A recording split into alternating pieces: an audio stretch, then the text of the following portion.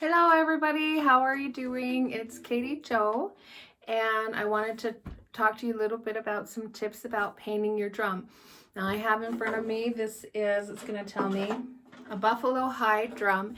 Leather drums are all very similar with the exception of some very thin drums. So we're going to talk about the most basic drums, which are going to be the elk drums and the deer drums, and then the buffalo drums, which is what people tend to use the most.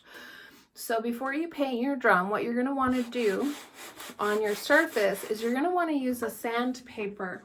Now, the grit that you want is usually around 220 grit, and you want to take it and rub very lightly on the surface. You're not trying to sand away any of the hide. What you're doing is you're preparing it so that it has what's called a tooth when you're doing furniture repair or any other painting. It's kind of like a primer.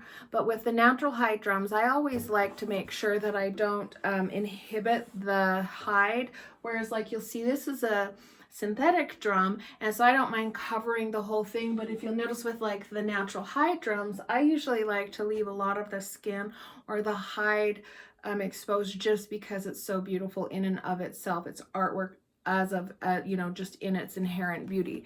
So once you've done that, you can paint. And now you want to use acrylic paints because they're really good for the hide. You can't have watercolor. We use these outside. Eventually watercolor will wear off. It doesn't work. Oil painting will affect the hide so that it won't sound, or it could cause damage to the hide. So acrylic is what you want to use. And when you paint the drum, what I suggest is as you paint, you do very light layers, and you don't want to get the paint thick, because if you soak or saturate the hide, because its skin will actually absorb that, and you can change the tone of the drum, or you can even damage the drum because you're soaking it too much. So you'll do light layers.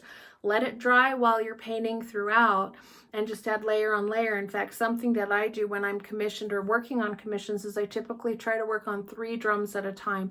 So I'm rotating them out so that I'm doing light layers, and then I'm rotating so that they're drying in process, and that really works well for me.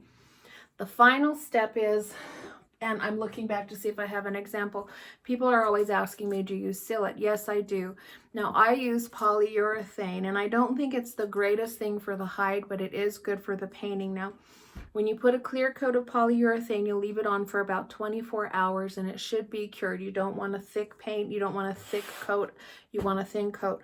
But the reason that you put the polyurethane on is because then when you're using the drumstick and you're beating the drum, this part doesn't rub through the painting. It has to get through a clear coat before it reaches the painting.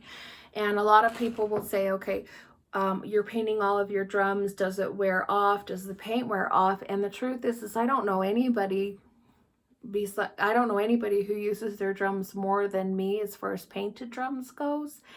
And most of my drums are 5, 6, 7 years old, and they're still hanging strong. If I start to see that it's wearing through the poly, I just apply another coat of poly. So those are how to paint a drum if you would like to know. And you can find more tips or follow my page at Katie Jo Drum Circle Goddess on Facebook, or Katie Jo Drum on Instagram.